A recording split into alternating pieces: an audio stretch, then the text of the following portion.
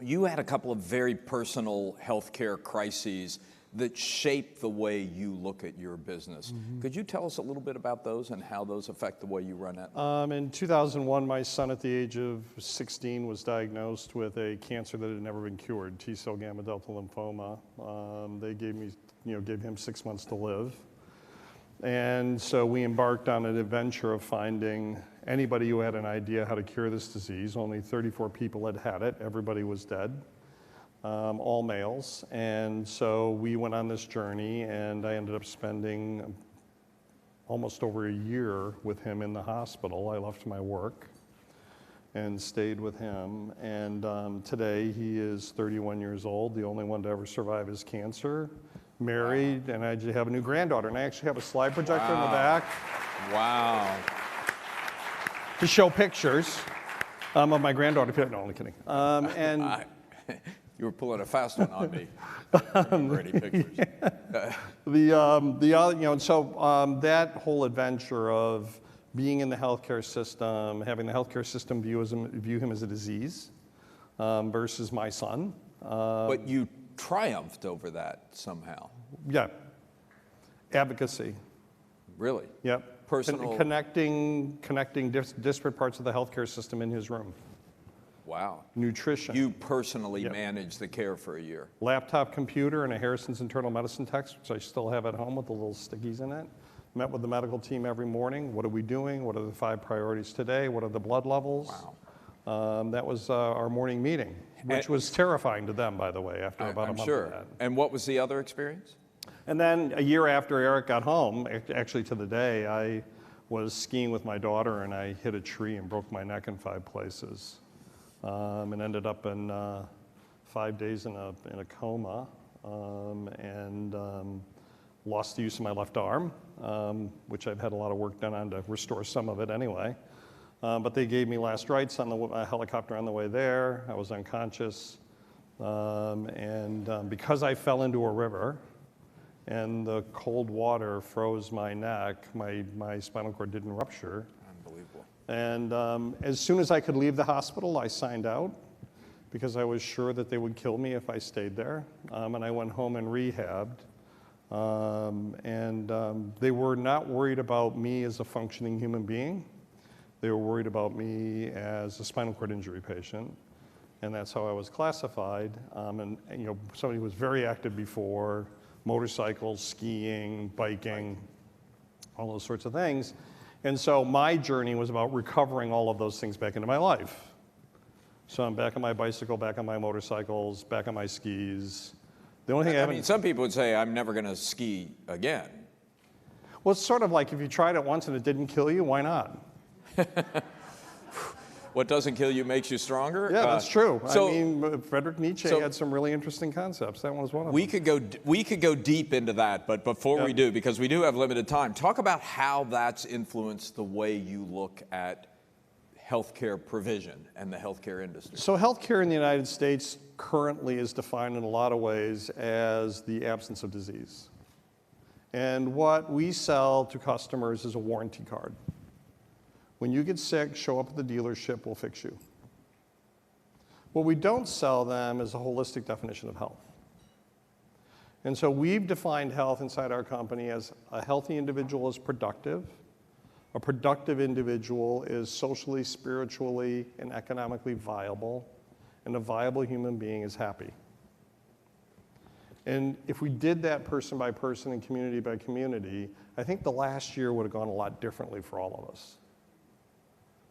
But we have this incivility and this angst, and David Brooks did an article in commentary.com about how health is impacting, and the health and the malaise of the community is directly related to how we feel about ourselves. And about our society and about our politics and about which colors everything, right? Because it's all from our own perspective. And so as we study, you see health as at the core of it all. I do. It's 75% of the next $10 trillion worth of debt in the United States. Just Medicare and Medicaid alone. It's $3.2 trillion of our economy. We are 34th out of 34 in the OECD nations in quality of care. It's inexcusable. But translate that to tactics. So you take a holistic view to Right. health. It's really life, happiness, the whole package. Right. How do you tactically make that a reality at Aetna? So you have to broaden the lens, and you have to look at what are the drivers of life expectancy. Only 10% of life expectancy is determined by clinical care. Only 10%. 30% is determined by your genetic code. 20% by the social determinants, your social circumstances, and the remaining 40% is determined by your lifestyle. Both your social circumstances and your lifestyle are 60%. So where you live, your zip code is more important than your genetic code. And yet we focus this $3.2 trillion on the first two categories, and mostly on the first, clinical care, because we wait for somebody to be broken. What we are finding as we go into communities, that somebody we would consider to be healthy is in far greater risk than somebody like me with a chronic injury and neuropathy because of the social determinants surrounding their care. They're going to have worse outcomes and a lower life expectancy. So inside Baltimore, inside Chicago, inside Detroit, there are zip codes that have 15 to 20 year less life expectancy than the zip code next door. There's something wrong with that. So we have to get into the community. We have to make investments. The OECD nations, when you add together social spending and healthcare spending, the United States is now 11th. When you look at the split, everybody else is 40% healthcare and 60% social. The United States is exactly the opposite, 60% healthcare and 40% social. So our lack of investment in social determinants, particularly exacerbated by the recent economic downturn, are now driving healthcare costs. Look at the opioid epidemic, up 523% in the last 7 years. It is now the largest killer among automobile accidents, AIDS, and opioid use. So what are you doing to... And guns, by the way. Guns have come down. How much can an insurance company, can Aetna have an influence on those? So this is a logistics problem.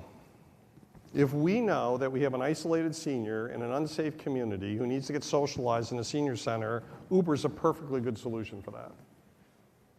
If we know somebody needs a ramp in front of their house, Home Depot can help us with that. If we know somebody doesn't have enough food in their refrigerator, there is Meals on Wheels, and V&A is there to help us monitor it, but I would even argue friends, families, and neighbors in the community can help. So what we have to do is create the logistics of understanding source and distribution and have getting people to other people inside their homes to understand what's going on. Are you partnering with Uber, with Home Depot to make those things happen? We're in the process of building all of that capability. So we're talking with CVS, who has 9,000 stores within 3 miles of 80% of the American public. Should they be in the business of seasonal items or DME? Why can't they be the first stop outside the home in the community for healthcare when they're right around the corner? And by the way, people see their pharmacist a lot more than they see their doctor. And when people see their doctor in the 12 to 15 minutes, we tell incredible lies. Oh yeah, my exercise is going really well, 30 minutes every day, religious about it. I'm eating all the right foods. My doctor actually had me fill up a wine glass one time in his office. He said, show me how much you fill up your wine glass. Because I told him I had 2 glasses of wine every night with dinner. When I filled it up, he goes, that's 4. Let me show you what an appropriate line, right? So, so we've got to get this sort of sense in the community that we're there for them. And there are all sorts of resources available and ready to deploy to it. It's really a logistical capability. Yeah. There's a book called Titan by Ron Chernow about J.D. Rockefeller. Yeah. How many oil wells did J.D. Rockefeller own? 0. He thought they were incredibly speculative, but he was the richest man in oil because he owned the logistics. And you want Aetna to provide the logistic connections between? Make the connections. Why not? We're there. We've got the, we've got the resources. We've got insights. We've got the data. Why not put it together to make that happen? We're 10 minutes into this conversation. We haven't said anything about technology. How important is technology in cracking this problem? Technology is a big deal, but it has to be aimed in the right direction. So we are finding when people talk about their health, they do not define themselves by their disease state. I never, unless to make a point, talk about myself as a spinal cord injury survivor or what they call a super quad. My injury is a quadriplegic injury. I am upset when I can't get on my bicycle because my arm hurts too much, or I can't ride my motorcycle because I can't stretch out my left arm. People talk about their health as what it prevents them from doing. And so what we need to find out about people, and this is what real personalized medicine is about, is what is it about your health that you would love to do that your health doesn't let you do? And if we can help you with that, you'll engage. Then you bring the technology in to help with it. But if we give people a Fitbit to wear or an Apple Watch or whatever it is and say, this is going to really help you, and there are people not inclined to want to know how overweight they are or how little they exercise, not a good tool. So people put them on the shelf and they don't use them because they don't want that feedback. But if you say to them, if we can get your weight under control or your diabetes under control, you can walk down to the senior center or take your grandchildren for a walk, which you love to do, you've got their attention. And here's a tool to help you do it. But it has to be part of a personalized plan about what I need to eliminate the barriers my health has created. You're working with Apple on applications for the Apple Watch. What sorts of things, where do you see the biggest opportunities there? Well, there are tools, so Apple Watches are hard for people to use, older people. So what we want is people to wear it. It's cooler than and I hope nobody's here from Life Alert because I don't mean to be pejorative, but it's cooler than wearing the thing around your neck that says I've fallen, I can't get up.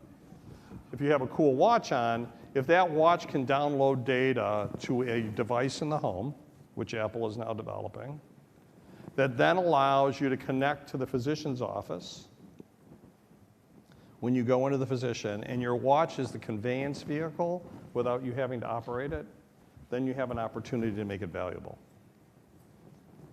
And so we're looking at these tools that say, how can we connect everything in the home to the watch, have the watch be a database that when I go to the doctor's office can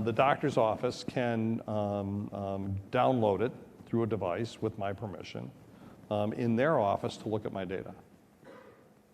So let's spend a minute talking about the government role in all of this, because we're in the midst of this great debate in Washington. I mean, I said yesterday, we passed the ACA 8 years ago. Now we're going to turn it all upside down. And that's only going to be for a minute, because then the Senate's going to turn it sideways. Right. And if something actually gets out of Congress, it will be litigated in the 2018 election.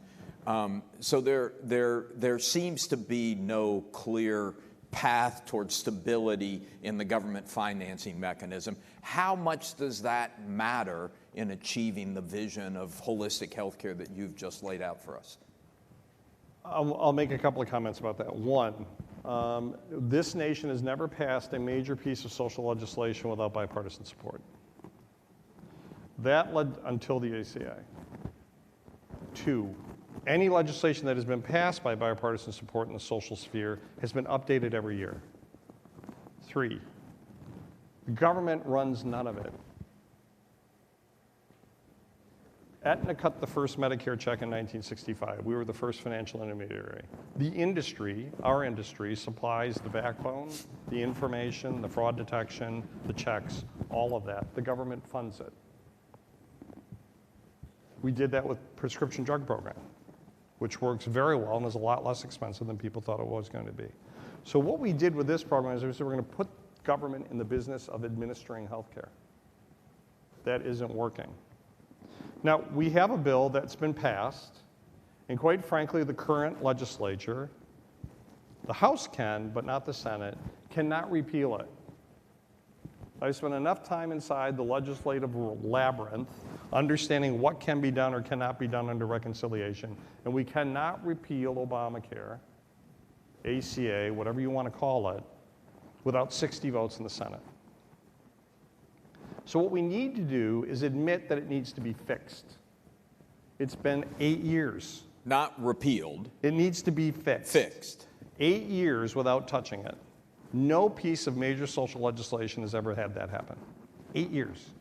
And if it doesn't get fixed, if nothing happens, what's the outcome? It is going to continue to deteriorate.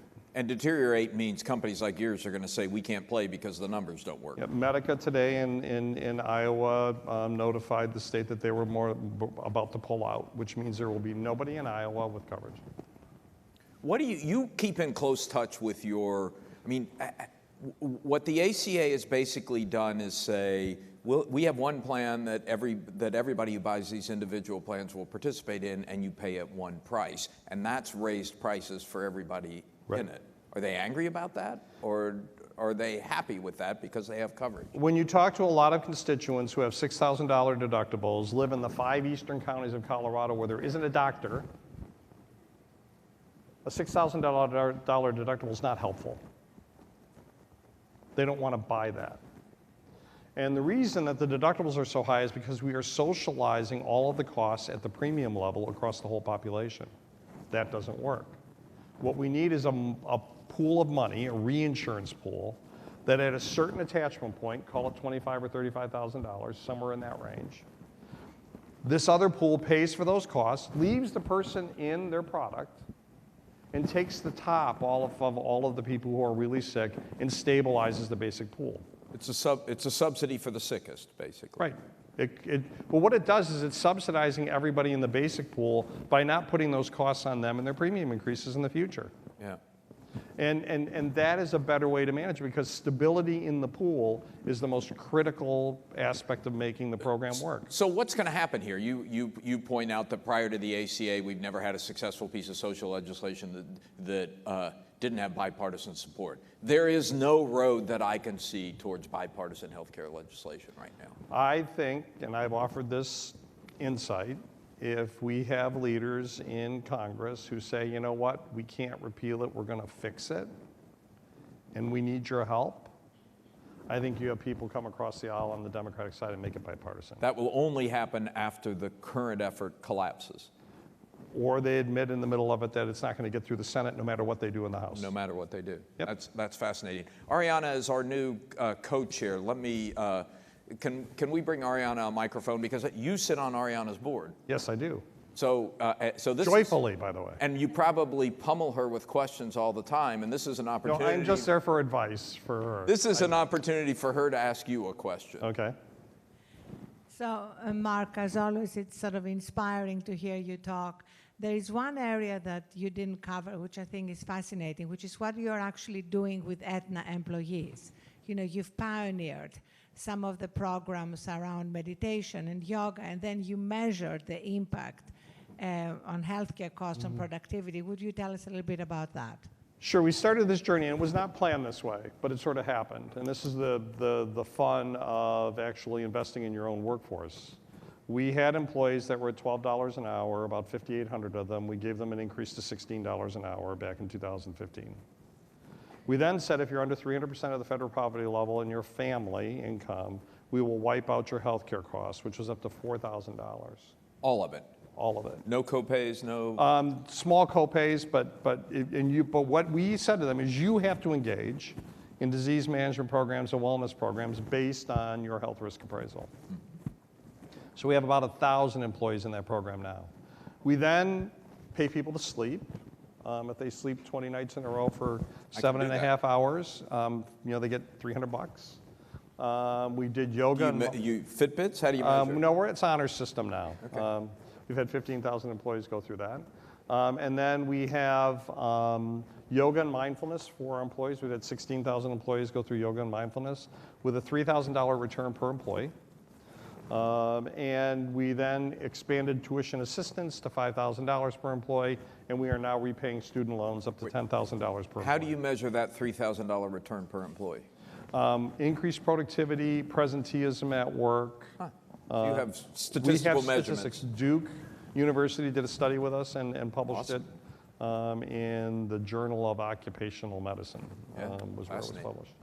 And then we are now repaying student loans. So all in, we've improved a large number of our employees at the lowest end of the organization, their personal disposable income by as much as 40%, which is huge.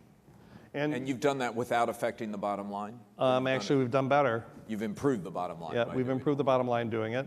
Why shouldn't we invest in our employees the way we invest in machines? The tax laws don't give us the same advantages. I mean, we should take I want to get another couple of questions. We should take a minute on this because I know you came into this job as CEO feeling like one of your responsibilities was to restore trust in the purpose of business, which is clearly eroded in our society.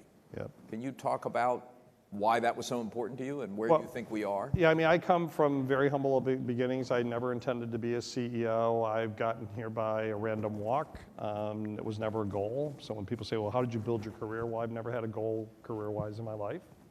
But here I am. And so I found myself in this seat with this incredible organization and these resources and said, how can we make it different? I was also hearing from my own employees on the front lines. I go to visit them in their cubicles when I go to site visits, about how hard it was for them to make ends meet. And when I asked our own people inside the organization, what do you think? Who are these people? I couldn't get clear answers. So it was an opportunity for us to start a journey that now has us convinced that if we bring everybody along, businesses are now a social ecosystem, people are interested in people, planet, then profits, that we can do good and do well.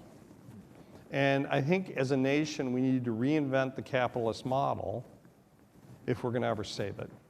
Because if we don't make these kinds of investments and we don't step forward to invest in our own people, we will destroy it and we will deservingly lose it. Yep. Other questions or comments? Right here, Faith. Hi, Mark. Faith Popcorn. Hi, Faith. Your story is so touching and so personal and so uncorporate, which is beautiful. And I'm wondering how could you get out there in terms of a platform for the people? You're talking to the people in companies, I understand, and to other chairmen, et cetera. But I think the people would need to hear you. Webinar, talk show, something. Town halls. He's here.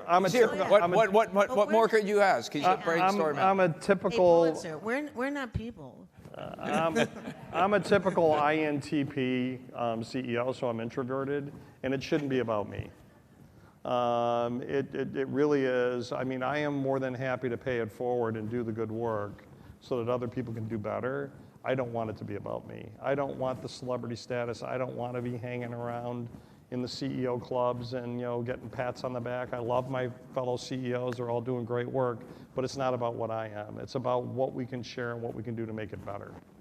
And so if we set an example and more people do it, then I think we're in a better place. So we try and keep it about the projects and not about Mark, because there are a lot of people in my organization that make this work.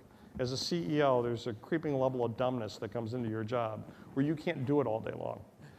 And you have to be able to rely on others in your company. And if you turn those genes on and get people fired up, then you've got a company that's really firing on all 12 cylinders. But it's important to get the message out there. We have time for one more question in the back. Hi, I'm Corinne Bertilt from Quartz. Did you encounter any pushback within the organization at higher management levels when you were rolling out your employee wellness initiatives?